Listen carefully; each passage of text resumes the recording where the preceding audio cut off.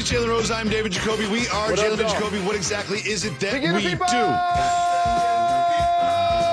What they want. The people are getting what they want tonight. We have two play-in games in the Eastern Conference, but we start with LeBron James and Steph Curry meeting up again in the postseason. What is the significance of this play-in game when you look at their rivalry as a whole? You said the key word, rivalry. And so a couple of current players in the league, these two along with Kevin Durant and Kawhi Leonard, are defining their generation right now. And while LeBron is the elder statesman, and now he's playing in Los Angeles and the defending champion, Steph Curry's team has actually won 3 of the last 6 championships. And for two guys who were actually born in the same Ohio hospital, one to a single parent, one whose father played in the league, LeBron James has been the man-child who outplayed expectations and came straight out of high school from day one. And Steph Curry was the little engine that went to Davidson and had to continue to prove people wrong. And so now all of a sudden you got both of these guys playing at an elite level in the NBA play-in game, Jacoby. A season where Steph Curry, by LeBron James' words, is this year's MVP. This is going to be great theater. I'm really excited, and this is why it's a terrific idea by the league and Adam Silver to have this happen. It really is. And you look at these two teams, you look at the Lakers, they're coming in a little bit hobbled. They're just coming together. And then you look at what Steph Curry has done with these Warriors in just the last 24 games. Look at the last 24 games. 20 times he's had 30 points. He's averaging 37, shooting 50% from the floor, almost 44% from 3, and he has hit 155 threes over those 24 games. If the Warriors are going to have any chance in this game, it's going to have to take a historic performance from Steph, a 40-point, a 50-point performance from Steph. What are the chances the Warriors actually win this game against the Lakers? Jacoby, he's been gearing up. If you notice in the previous game, career high in shot attempts from the field, career high in shot attempts from 3. He was going down guns a-blazing. And it's one thing for the Warriors to be a part of the play-in. A team with Draymond Green and Steve Kerr, a championship pedigree, that knows that this is not their year to win it all without Clay and Wiseman. They know that. It's one thing for them to be in the play-in. It's another thing to be playing against the Lakers, LeBron, and AD in the play-in. And you saw Draymond getting ready after going against Valanciunas like, oh, I'm starting to get ready. I'm back ready guarding these centers. Because you know what the Lakers have a lot of? Big bodies. Andre Drummond, Gasol, Anthony Davis, a lot of big bodies. They're going to throw them all at Draymond Green. And they have a lot of defenders they're going to throw at Steph Curry as well. And one thing I noticed during the regular season matchups between these teams, it was the Lakers bench. It wasn't just LeBron and AD.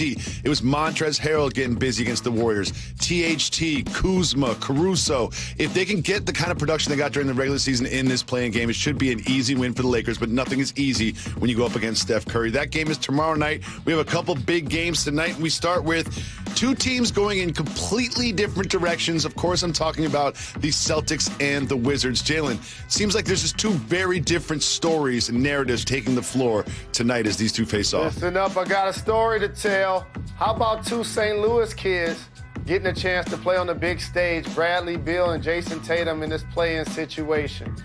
And Bradley Beal second in the league in scoring. He's dealt with a hamstring injury recently. He was hobbled a little bit when he returned. Hopefully he's back healthy as possible to perform. And they're both looking at this situation different. Russell Westbrook averaged a triple-double this year, Jacoby, for the 4th time in his career. Having both of those guys, they'll be extremely enthusiastic to play in the play-in and then make the playoffs to play in the first round. However, this Boston Celtic team, I don't think they're going to have that same enthusiasm without Jaylen Brown and just the way that they've underperformed this entire season. So I'm looking forward to seeing if Jason Tatum could just have that lights-out performance and just say, all right now, we have been to the conference finals 3 times. in the last couple of years, like, I'm going to also put up a big game and at least get us into the playoffs. But any talk of them firing Danny Ainge or Brad Stevens or trading one of their big two, not going to be able to do it. They do not have a lot of roster flexibility, but you look at those numbers that you just saw on the screen. The last 15 games, the Wizards 10-5, and the Celtics 5-10. Interesting to see what happens in that one. And before that one, we have another interesting matchup in the Eastern Conference featuring our guy, LaMelo Ball, and the Hornets going up against the Pacers. I see you, nephew. Jalen, do you think LaMelo Ball has a little bit more magic in him to carry on this season into the playoffs? I love you so much. Hey, man, you're really good at this job, dog. I got you know you, buddy. your brother very well. I got you, buddy. The lob you just threw me was like magic in 1979 as a rookie, huh? So we gonna put LaMelo in this play-in and see if he can dazzle and get a triple-double and knock out my former team, the Indiana Pacers. Oh, man, that's what's up. I like what you did there. Jalen, they need Malcolm Brogdon. Brogdon may or may not play for the Pacers. If people don't know that low-key, he is their leading scorer, and he's been in and out of the lineup. Hopefully they can get Brogdon together and Karis LeVert and Sabonis and move on in this one, and we will see. Jalen Rose, so excited about these playing games. We have to talk about them, but we have to talk about your Detroit Lions once again. I feel like we covered the Lions way too much on this program, but when Dan Campbell says something like he just said, we absolutely have to. He was on Pardon My Take. Shout out to those guys. They had Dan Campbell on. Here's what he said. He said, quote, "I don't think we're going to be able to do it, but I would love to literally just have a pet lion. Just a legit pet lion on a chain. A big bleep chain." Jalen Rose, we all know about him talking about biting kneecaps, and now he wants to have a literal lion as a pet, and he wants a big chain so he can walk this lion around Detroit. I got to teach this guy something. Welcome back, Dan Campbell, as the head coach. He used to play for the team, Jacoby. He know what it is. You see me boss up and say what up, Joe, before every show, right? I once went to a themed jungle party in Atlanta. And real livestock were actually in the party. Elephants, lions, and tigers. True story. And that was a Detroit native throwing the party, I shall say. So him being in Detroit, it will not be the first time he's seen a lion, a tiger, or anything on somebody's chain. I just hope it have major diamonds in it. It got to be iced out, and you got to get some cardies or rock you some buffs, you know what I mean, to go with them.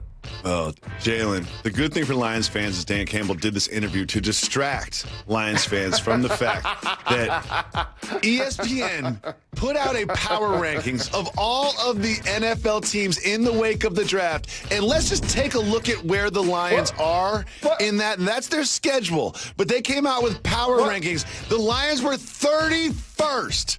31st in the league. 31st. Right. Only the Texans, who do not have a quarterback, were ranked lower than the Lions. Jalen Rose, your team is so bad. Can we just not talk about them anymore? Can we just not talk about them? Can we just not talk about them until the games start? Let me tell you guys something. Like, I know I play fantasy football every year, and I know I bet on NCAA tournament brackets, but I haven't really ever bet on professional sports. I'm going to bet that the Lions are better than that right there. That might have to be my first bet. You said that over and under is 5.5 and 31st. We got to be better than that. It's only May. How they going to do that to us? We got the best center in the league. You saw what we just did in the draft? You see the fortify the offensive line? Come on, man. Oh, God.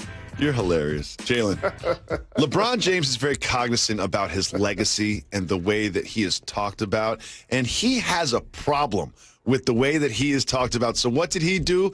Of New York City, and brought to you by Chase. Welcome back to Jalen and Jacoby. Jalen Rose, LeBron James is very cognizant about the way that he is spoken about and his legacy. So while he was just scrolling on Twitter, he saw that he had the most 25-point per game seasons in NBA history. He responded, "Since I was 19 years old, and I'm a pass-first guy, always been. That's why I'm never mentioned with the greats of scoring, huh? That's perfect because I'd rather keep it that way." Jalen, why do you think LeBron James is calling attention to the fact that people don't consider him a great scorer? First off, there's a very limited amount of human beings that will ever walk the face of the earth to average 20 points, definitely 25 points in an NBA season. So that becomes a different holy grail when it talks about scoring the basketball. But when you get in 25 and you get in 30, LeBron James has improved his offense. He has improved his three-point shot. He is a terrific scorer and will get you 30 to 35. Early in his career, I was there when he got his career high 50. But let me tell you, there's a difference between LeBron scoring and these guys right here that get buckets. Guys that give me 40-point games in NBA history like Wilt, MJ, Kobe, James Harden, and Elgin Baylor. You know my vision ain't the best, but I had to squint to see how many times LeBron James did it. Is that 66? Yep. That's the difference. Those guys right there are buckets. Look at Kobe Bean Bryant, the kind of guy that'll average 44 a month. That happened. Score 81 in a game. MJ scored 63 in a playoff game as a young pup. The number of times they led the league in scoring. Okay, LeBron James led the league in scoring once. Those guys basically did it every season. I just want to say one quick thing to LeBron James. LeBron, maybe you're not considered one of the greatest scorers of all time, but when the conversation about you comes up, people ask if you're the best basketball player of all time. Like, what more do you want? When people debate you, they debate whether it's you or MJ. Like, what other praise do you want? You get it all. You're one of the best two players to ever touch a basketball. Is that enough for you, LeBron James? He just looking for motivation in the playoffs, that's all. A new segment, because I always want to see some. Show me some Shohei. Shohei Ohtani has been on an absolute tear this baseball season. He leads the league in home runs and has a 2.1 ERA. Jalen, no one has done that since 100 years ago when Babe Ruth did it. And look where he hits this ball around his shoulders, deep to right field. Jalen, celebrate Shohei. Look at what side of the plate he hits from, Jacoby. Come on, dog. I used to try to hold the bat like Rod Carew, and then try to be a slap hitter like Tony Gwynn, and then try to wear my hat to the back like Junior, and then try to go deep like Barry Bonds. He's a pitcher out there striking out 10 and throwing fastballs and change-ups, but still hitting 400-foot home runs. Like, he's a remarkable player. Like, we must find a way to cover him every day. I want to talk about him every time he's out there. Okay. Jalen, we have some updates about a Ball brother, not named LaMelo. It is Lonzo Ball, who says, as he's a restricted free agent, he wants to stay with the Pelicans. He would love to. Do you think he does stay with the Pelicans this offseason? So this is a tough position for the Pelicans, because in a lot of ways you get a depressed asset from the Lakers. He didn't necessarily live up to the top 3 status and take the Jason Tatum leap, but he wasn't necessarily Markelle Fultz. He continued to work on his game. His three-point shot has improved. Now he's a legitimate defender at the guard position and a knockdown shooter. He got better. The problem is Zion is your best player. He's gonna need the basketball, just like Julius Randle in New York City. He's gonna need the ball. You notice they don't have a ball-dominant point guard in the starting lineup. That's why. And so for Lonzo, whose best attribute is his court vision and making people around him better, I think the growth of his game is actually gonna happen somewhere else. So if you're New Orleans, you give him an offer, but somebody else might swoop in like the Chicago Bulls and give him a better offer, and he might end up leaving if they come for like $20 million or something like that. It is time for Soft Mover Boss Move.